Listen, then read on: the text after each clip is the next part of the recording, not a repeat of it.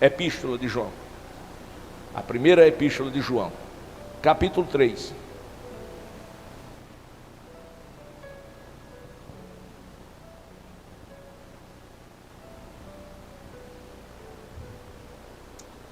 Glória a Deus. Eu digo isso, irmãos, primeiro, não é para persuadir ninguém, nem também para sensibilizar ninguém, não. Nem para pedir nada a ninguém, também não. Mas eu digo isso por conta dos rachadores de lenha. São aqueles que estão entre nós, mas não são nossos. São aqueles que falam demais. Falam o que deve e o que não deve. Mas que Deus tenha misericórdia de mim e de todos. Todos acharam? Pronto, mantenha aberto. Vamos ler só os 3 primeiros versículos. A minha tradução é um pouco diferente, mas tem o mesmo sentido. Capítulo 3, versículo 1. Veja como é grande o amor que o Pai nos concedeu. O apóstolo João, ele nos leva a uma visão da grandeza do amor de Deus. Como ele nos amou, como ele me amou, como ele nos amou. Em primeiro lugar, Deus nos amou sendo nós ainda pecadores. Em segundo lugar, Deus nos amou sendo nós inimigos da cruz de Cristo. Deus nos amou sem que nós o amasse. Foi assim que Ele nos amou. E o que levou Deus a nos amar? Primeiro, a sua essência. Está escrito que Deus é amor. Em segundo lugar, porque nós fomos feitos imagem e semelhança dele. Em terceiro lugar, porque o diabo, desde o Éden, enganou o homem para que este não acreditasse no amor de Deus. Então Deus, vendo o homem sendo enganado tantas vezes, na primeira, ele teve problema depressivo. A primeira enfermidade do mundo foi a depressão. A depressão leva o homem a querer se isolar, se esconder. Foi o que aconteceu quando aquele casal pecou, quando Deus chegou para falar com ele, que era normal Deus falar com eles, eles agora se esconderam. Segundo lugar, o pecado da consciência da derrota do homem, e o homem teve medo de Deus. Ora, como é que o filho pode ter medo do pai? Mas ele teve. Por quê? Porque a consciência deu conta que ele era digno de ser julgado, e o medo que o homem teve de Deus levou-o a se esconder. Como ele não pôde se esconder de Deus, e ninguém consegue se esconder de Deus. Por quê? Porque todas as coisas estão patentes aos olhos de Deus. Deus vê tudo em todo lugar. Não adianta. Deus ouve, vê, e Deus se faz presente. São atributos divinos. Então, meus amados irmãos, Deus perdoou o pecado do homem, mas para que esse pecado fosse tirado do homem, foi necessário que imolasse um animal. E através desse animal imolado, 2 coisas Deus fez para o homem. A primeira foi lhe vestir, veste de salvação. Essas vestes veio pela limpeza do sangue de Jesus. E em segundo lugar, a pele do animal, do cordeiro, fez as vestes, ou seja, revestiu, vestiu e revestiu. Vestiu para a salvação e revestiu para ter autoridade e poder.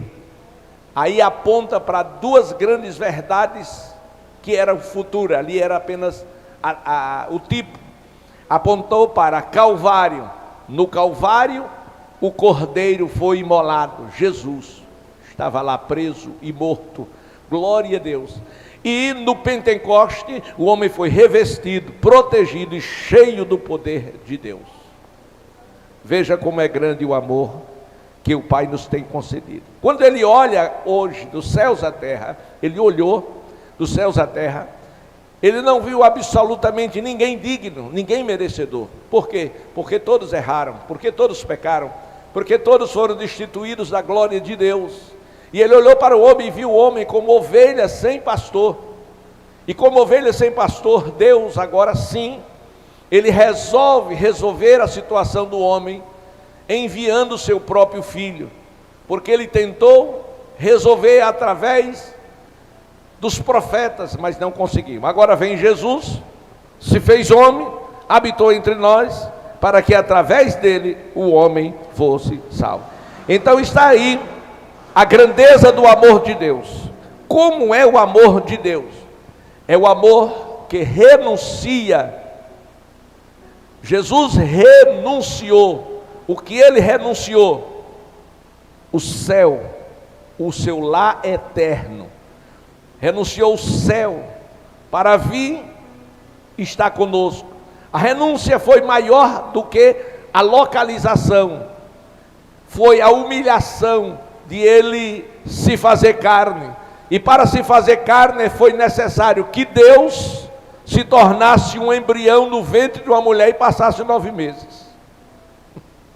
Você já pensou nisso? Glória a Deus. Então Deus, o amor de Deus, amor que renuncia. Segundo, o amor que perdoa. Não foram poucas as pessoas que lhe ultrajaram, que lhe humilharam, que lhe perseguiram, que foram ao seu encontro, que foram matá-lo, mas mesmo assim ele resolveu perdoar essas pessoas. Glória a Deus. Até no Calvário, as pessoas começaram a gritar: tu não dissestes que era o Filho de Deus, que era o Salvador do mundo? Se és, desce da cruz e salva-te a ti mesmo. E claro que ele podia, naquele momento, requerer o seu direito de filho e de Deus e ter saído da cruz. E eu e você, inferno. Mas por amor a mim e a você, ele suportou as humilhações. De sorte que o profeta diz: olhando nós para ele, nenhuma beleza víamos para que o desejássemos.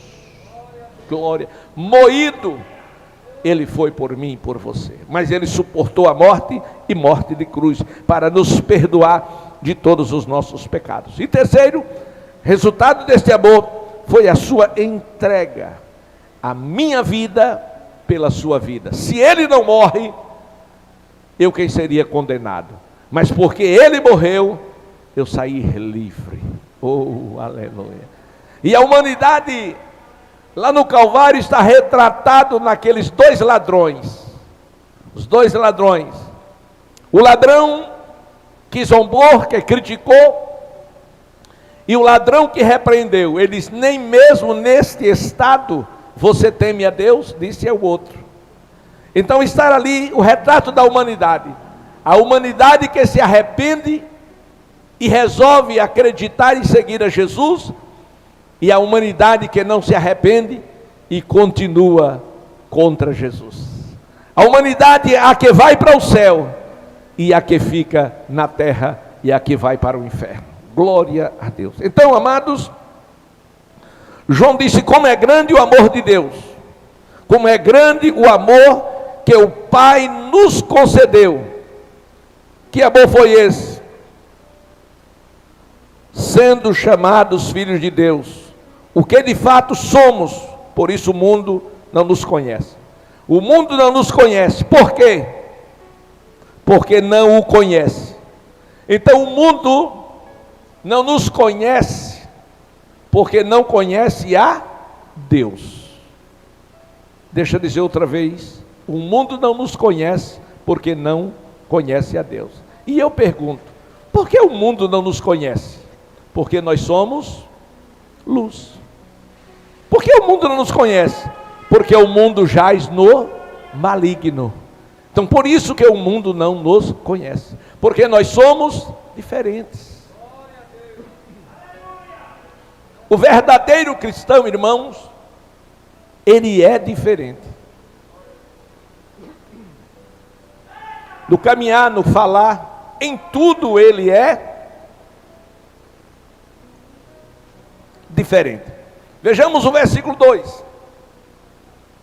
João 3:2.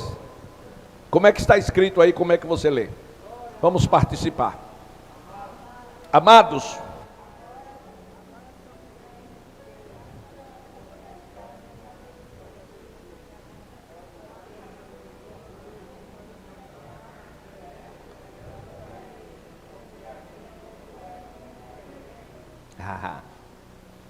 vamos analisar esse texto. Amados, João está falando com os crentes salvos. Vamos tirar o nome crente. Está falando com os salvos. Agora, somos filhos de Deus. Agora quando? Romanos 8:1. Porquanto agora nenhuma condenação há para os que estão em Cristo Jesus, que não anda segundo a carne, mas anda segundo o Espírito. Agora que você não é mais carnal, agora que você é espiritual, agora que você não é mais criatura, porque todos os homens são criaturas, mas agora você é filho de Deus. Agora que você não é mais trevas, agora você é luz.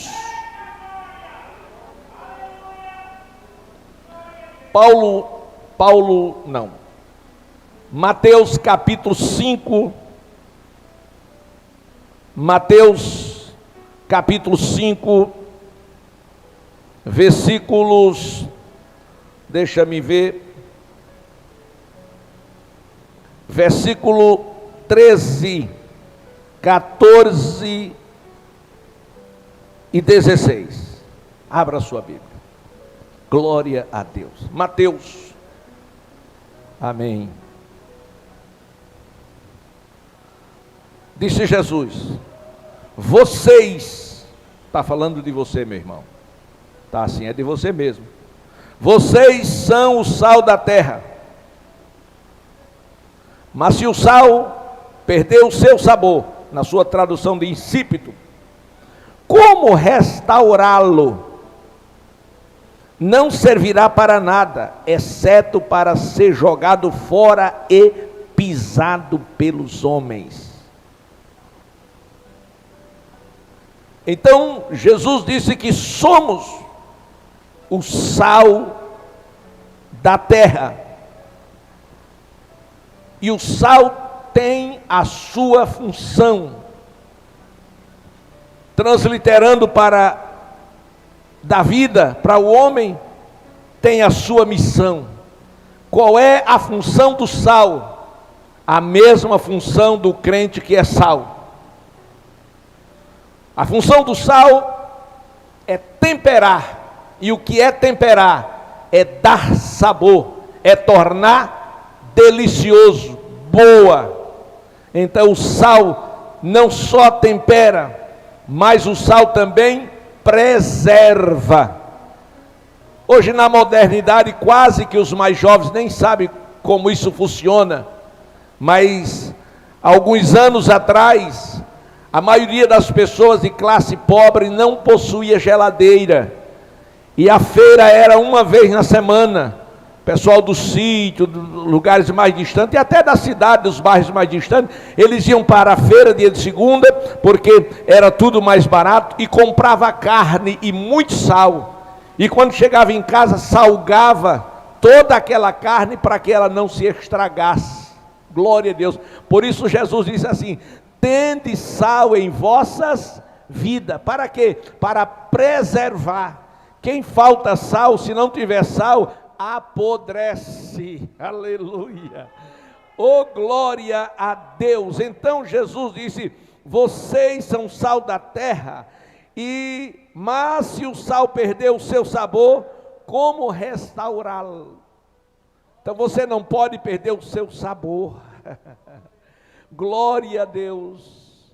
Exatamente o sabor. Exatamente o sabor que vai trazer a preservação. Aí o Senhor disse: se perder o sabor, não servirá para nada, exceto para ser jogado fora e pisado pelos homens. O que isso quer dizer na vida de um crente? É aquele crente de mau testemunho, é aquele crente que não vive como crente, é aquele crente de dupla identidade. Na igreja ele é uma pessoa, lá fora ele é outro. É aquele crente desonroso, desrespeitoso, é aquele crente namorador. Glória a Deus. Então este é o sal sem sabor. Ele é crente, entre aspas.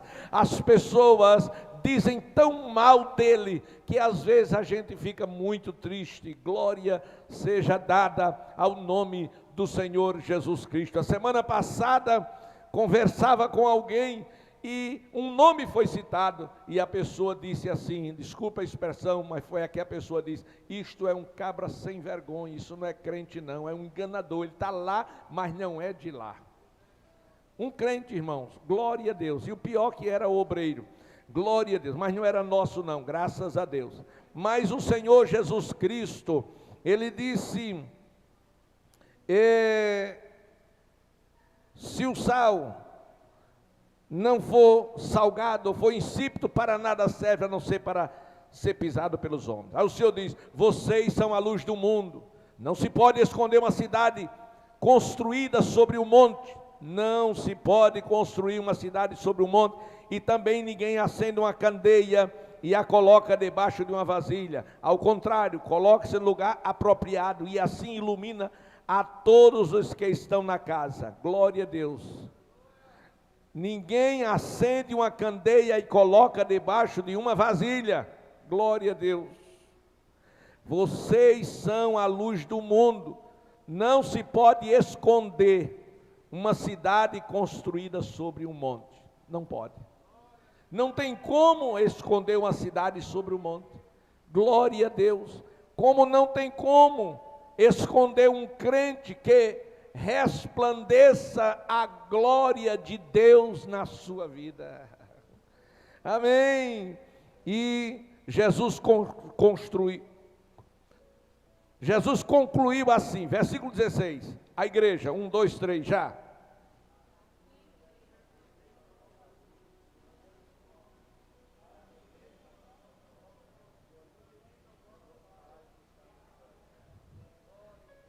Nem todos leram.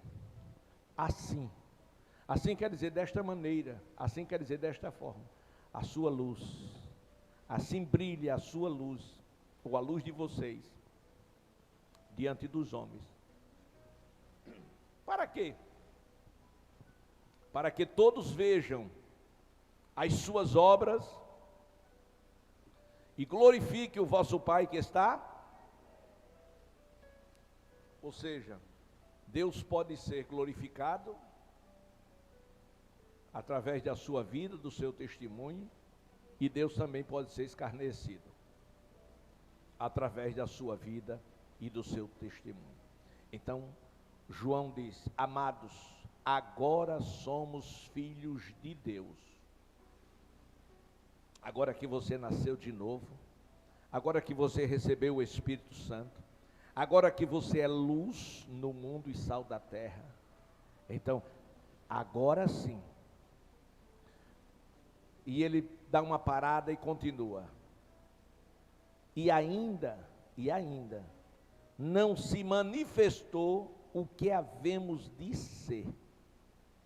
Observe que João diz, e ainda não se manifestou o que havemos de ser, ou seja, ainda tem coisas maiores para a sua vida. Olha para o irmão que está ao seu lado, diga: ainda tem coisas maiores para a sua vida. Aí ele continua, mas sabemos,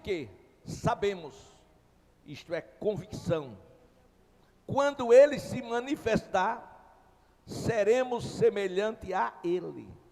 Quando ele, está falando de quem? De Jesus.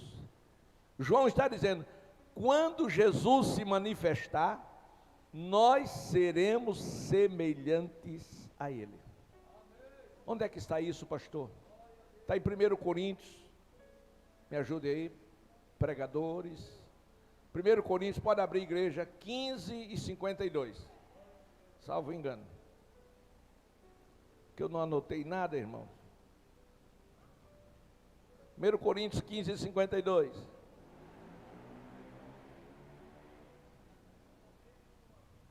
Isto, 15 e 52, toda a igreja achou? No momento.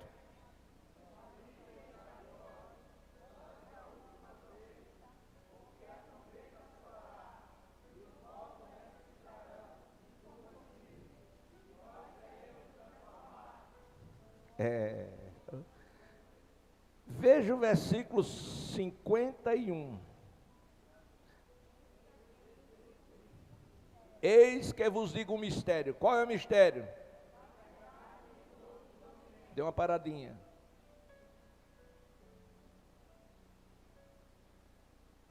Nem todos, ou seja, nem todos vai morrer. Você está nessa noite na fileira daqueles que podem não passar pela morte. Por quê, pastor? Porque Jesus está às portas. A igreja está vivendo os seus últimos momentos aqui na terra. Aí João diz, eis que vos digo um mistério, nem todos dormiremos, mas todos seremos transformados. Ou seja, todos seremos transformados. E como vai acontecer a transformação? Será num abrir e fechar de olhos. O som da trombeta tocará, pois a trombeta soará, os mortos ressuscitarão incorruptíveis e nós seremos transformados.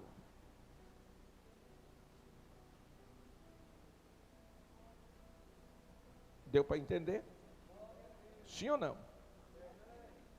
Preste atenção. Mas quando ele se manifestar, esta manifestação que João está falando, ele está falando da manifestação de Cristo em glória. Cristo foi para o céu, estar lá, intercedendo por nós, mas ele prometeu voltar, e ele vai voltar para aqueles que são seus, para aqueles que lhes pertencem. É por isso que ele antes mandou que vigiasse, que orasse, mas também vigiasse. Glória a Deus. É necessário, meus amados irmãos, que você ore mais, que você vigie mais. Ele está voltando. E eu ainda digo, é necessário que você se aproxime mais de Deus. É necessário que você procure a manifestação de Deus na sua vida, não através da salvação, porque você já está salvo. Quem está salvo aqui, levante a mão. Isso. No momento em que você foi ao Calvário, seus pecados foram perdoados, você tornou-se um filho de Deus, você tornou-se uma pessoa salva. Mas a Bíblia diz que neste tempo em que nós estamos vivendo, se possível, até os escolhidos seriam enganados. E quando eu falo nesses escolhidos serem enganados, independe de qualquer posição eclesiástica ou qualquer cargo na igreja. O diabo não quer saber se é cooperador, se é diácono, se é presbítero, se é evangelista, se é pastor, se é missionário, se é presidente. Ele não quer saber disso não. A única coisa que o diabo vai sempre temer, sabe o que é? É a proteção no crente do sangue de Jesus Cristo. Aleluia! E a força que ele tem recebido de Deus, através do Espírito Santo, Por isso é necessário que você corra para o Pentecostes. Isso é o que, pastor? Você precisa não apenas ter o Espírito Santo, mas você precisa ser revestido do Espírito Santo através do batismo de fogo. Nem todos estão preocupados com isso, mas eu quero advertir a você, que você precisa ser batizado com o Espírito Santo e com urgência. Glória a Deus. Você precisa sim estar preparado. Glória a Deus. Preparado para os confrontos que a vida vai lhe oferecer a partir de agora. O diabo, irmão, não está para brincadeira. O apóstolo João disse, ele veio, e ele veio mesmo e está no mundo, desde o Éden. Não se esqueça que Eva foi enganada dentro do jardim, como muitos crentes são enganados dentro da própria igreja. E o pior, enganado por alguém que usa até a palavra, a própria palavra. Você lembra do deserto, quando Jesus foi levado pelo diabo para ser tentado? Nas 3 tentações, os 3 ataques do diabo, em todos os 3 ele usou a palavra. E como Jesus venceu? Através da palavra. E tem crente que não lê a Bíblia. Não é porque não sabe ler, é porque falta apetite espiritual. Você precisa ler a Bíblia. 2021 terminou. Você leu a Bíblia toda em 2021?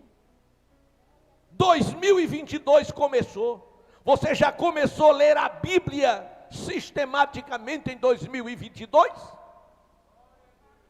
E não é nenhum sacrifício.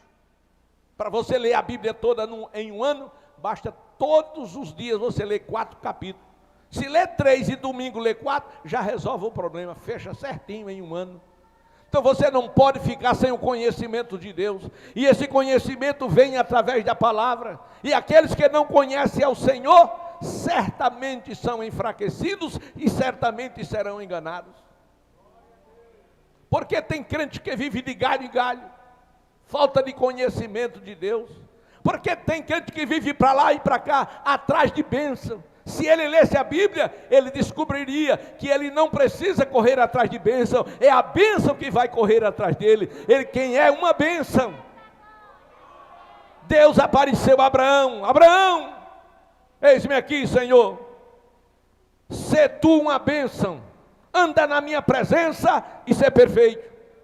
Glória a Deus, aleluia. Então observem, agora somos filhos de Deus. Ainda não se manifestou o que havia de ser, não se manifestou o que havemos de ser, poderosos em Cristo, mas sabemos que, quando Ele se manifestar, saber Jesus, pelo arrebatamento da igreja, seremos transformados, e seremos não apenas transformados, mas seremos semelhantes a Ele. Ele fala de glória, pois o veremos como Ele é. Quem sonha em ver Jesus como Ele é? Versículo 3: todo aquele que nele tem esta esperança, purifique-se a si mesmo, como Ele é puro. Quem tem essa esperança de ver Jesus? Quem tem essa esperança de ver Jesus? Quem tem essa esperança de ver Jesus? Quem tem a esperança de ver Jesus? Quem tem a esperança de ver Jesus? Se você tem esta bendita esperança, purifique-se a si mesmo, assim como Ele é puro. Pureza aqui fala de santidade. E santidade tem os 2 aspectos da santidade. Santidade no sentido relativo e santidade no sentido absoluto. No sentido absoluto, ninguém é santo, somente Deus é santo. No sentido absoluto, diante dele somos considerados como trapos de imundícia. diante dele. Porém, no sentido relativo, nós somos sim santos. Sede santo, como santo é o vosso Pai Celestial, disse o apóstolo Pedro. Assim como ele é santo, sede vós também santo. Ou seja, santo no sentido relativo. Todo crente que é salvo é santo. Ou seja, ele é separado do pecado. E quem é separado do pecado não ama o mundo, não anda pela carne. Glória a Deus. Não ameis o mundo, nem o que no mundo há. Se alguém ama o mundo, o amor do Pai não está nele. Porque o mundo passa, e também as suas concupiscências, mas aquele que faz a vontade de Deus permanece para sempre. Quem faz a vontade de Deus permanece para sempre. Quando eu falo do crente ser santo, irmãos, isso não implica em dizer que o crente seja perfeito. A perfeição só em Deus. Agora ele deve correr e lutar pela perfeição todos os dias. Não implica dizer que você não erre, não falhe. Não, pode acontecer. Glória a Deus. Mas há uma pequena diferença. Quando o verdadeiro cristão comete algo que desabona a sua conduta moral ou espiritual, dentro dele acende uma luz vermelha. A consciência, que é o seu primeiro juízo, vai dar conta que ele está errado, que ele pecou, e a primeira reação desta ação se chama arrependimento. E na hora que vem sobre ele o arrependimento, é a hora da confissão. É aquele irmão sincero que procura o seu pastor e diz: pastor, eu pequei. Eu estou aqui, pastor, porque eu fiz uma coisa terrível. Glória a Deus. E por que você veio? Eu vim porque, às vezes pela falta de conhecimento, eles dizem assim: eu vim porque o Espírito Santo me acusou. E eu digo: não, o Espírito Santo não é acusador, ele é consolador. Quem te acusou não foi o Espírito Santo, nem também foi o diabo. Quem te acusou foi a tua consciência. A consciência é o primeiro juízo na vida do homem. Então a consciência, graças a ela, você não vai para o inferno, só se quiser. Glória a Deus, porque você vem, apresenta a sua falta, e ali Deus dá uma solução para o seu problema, e você continua na sua marcha para o céu. Glória a Deus. Então, meus amados irmãos, o apóstolo João fala como é grande o amor de Deus para conosco. O apóstolo Paulo fala que o mundo não nos conhece, graças a Deus. E o apóstolo Paulo diz que somos filhos de Deus. Lá em João 1, 11 e 12, diz que ele veio para os que eram seus, os seus não receberam, mas a todos quantos receberam, a este sim, ele fez filhos de Deus. Então você é filho de Deus por adoção. E depois o apóstolo João nos dá outra revelação da verdade, é que nós seremos semelhantes a ele. E por último, João diz: assim como ele é, nós o veremos. Amém.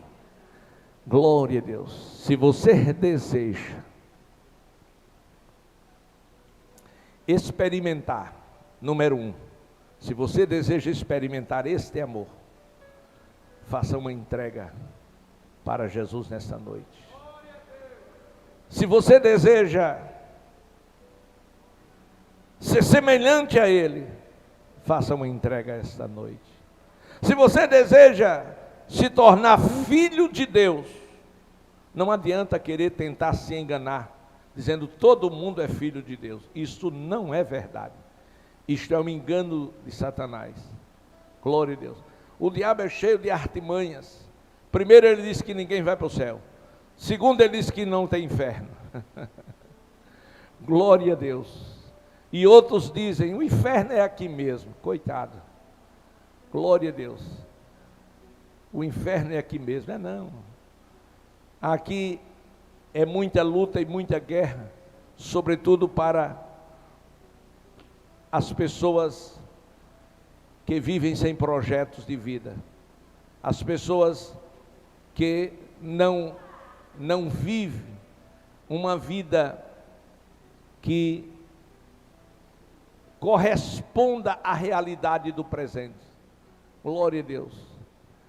Mas esta noite eu quero te dizer, Jesus está dizendo que você pode ver Ele como Ele é. E tudo o que você precisa fazer é entregar a sua vida para Jesus. Vamos nos colocar de pé. E eu quero te convidar a entregar a sua vida para Jesus.